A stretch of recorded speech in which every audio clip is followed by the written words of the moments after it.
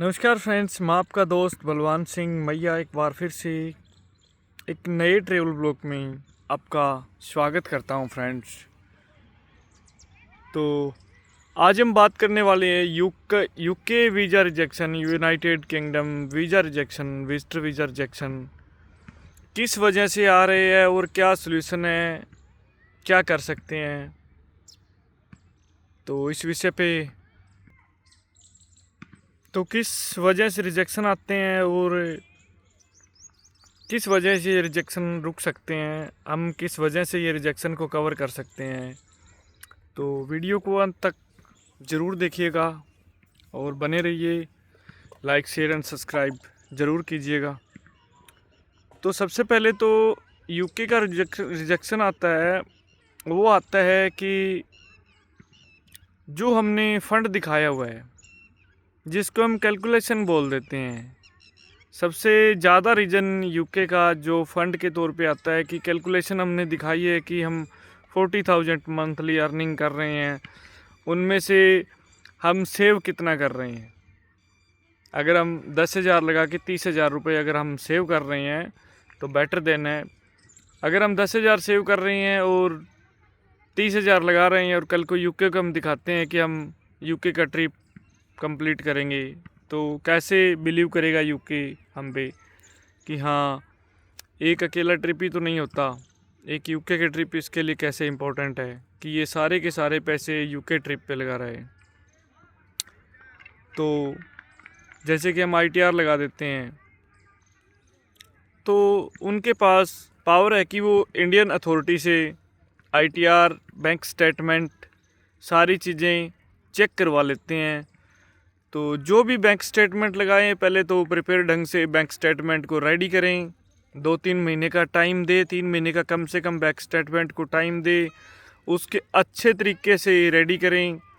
जब वो रेडी हो जाए तो देखें कि हम आईटीआर वगैरह जो हमने भरी है उसके साथ जो हमने अर्निंग दिखाई होती है लास्ट में आईटीआर के अंदर कि 1 साल का इतना टोटल बजट है और इतना हम सेव कर रहे हैं, और उसी के अकॉर्डिंग ही फिर हमारा प्लान होना चाहिए कि हम यूके ट्रिप पे 2 लाख खर्च कर रहे हैं कि 1.5 लाख खर्च कर रहे हैं कि 1 हफ़्ता रुकेंगे कि 2 हफ़्ता रुकेंगे। उसी के अकॉर्डिंग ही वो सिस्टम होना चाहिए।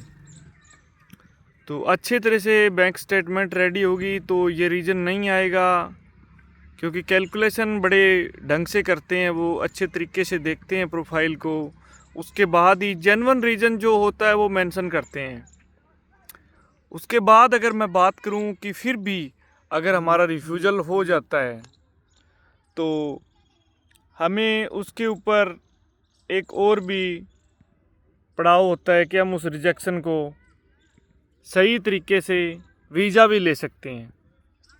तो उसको हम प्री एक्शन प्रोटोकॉल के नाम से जानते हैं कि अगर हमारे पास बैंक स्टेटमेंट सही ढंग से मेंटेन है, आईटीआर हमारी अच्छी है, और फिर भी यूके ने अगर हमें रिफ्यूज़ कर दिया तो हम उस चीज़ पे संज्ञान ले सकते हैं और प्री अप्रूवल एक्शन के अकॉर्डिंग चैलेंज कर सकते हैं यूके एम्बेसी को। और अगर वो हमारा चैलेंज एक्सेप्ट करते हैं, अगर सही पाया जाता है तो उसका रिज़ल्ट लगभग 3 महीने में आता है। तो जो 3 महीने में रिज़ल्ट आएगा वो लगभग पॉजिटिव आएगा। अगर 3 महीने से हमें टाइम ऊपर हो चुका है तो उस चीज़ में ध्यान रखें कि उनको एक मेल डाल दें कि हमारा रिज़ल्ट लेट क्यों है, क्योंकि 3 महीने का लगभग टाइम होता है। अगर 3 महीने से ऊपर टाइम हो गया तो ये मान के चलो कि आपका जो रिफ्यूज़ल में उन्होंने मेंशन किया था वो सही पाया गया है, उनकी तरफ से डिसीजन सही था, उसको हम चैलेंज कर रहे हैं, गलत चैलेंज कर रहे हैं। तो ध्यान रखें दोस्तों, ऐसी छोटी छोटी मिस्टेक्स जो होती है यूके का रिफ्यूज़ल का रीज़न बन जाती है। और फिर भी मैं एक बार फिर से कहता हूँ कि रिफ्यूज़ल कोई बड़ी बात नहीं है, रिफ्यूज़ल के पीछे ही वीज़ा होता है। तो आप ध्यान रखें कि जेन्युइन तरीके से जेन्युइन डॉक्यूमेंट्स लगाएं।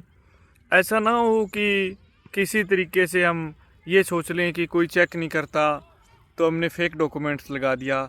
नहीं, यूके के अंदर वो कभी नहीं चलता।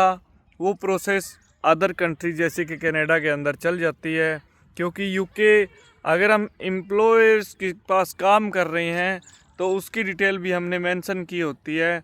यूके एम्बेसी उनको भी कॉल करती है और बैंक को भी कॉल करती है। तो ध्यान में रखें कि अगर हम बैंक मैनेजर को भी थोड़ा रियलाइज़ करके रखें कि सर ऐसे ऐसे हमने डॉक्यूमेंट्स लगाए हैं, तो अगर आपके पास कॉल आई तो थोड़ा ध्यान रखिएगा। और एम्प्लॉय को भी बोलें कि अगर आपके पास कॉल आई तो थोड़ा ध्यान रखें। और ध्यान रखने का मतलब ये नहीं है कि उनको हमने ये बोलना है कि आपको झूठ बोलना है, नहीं।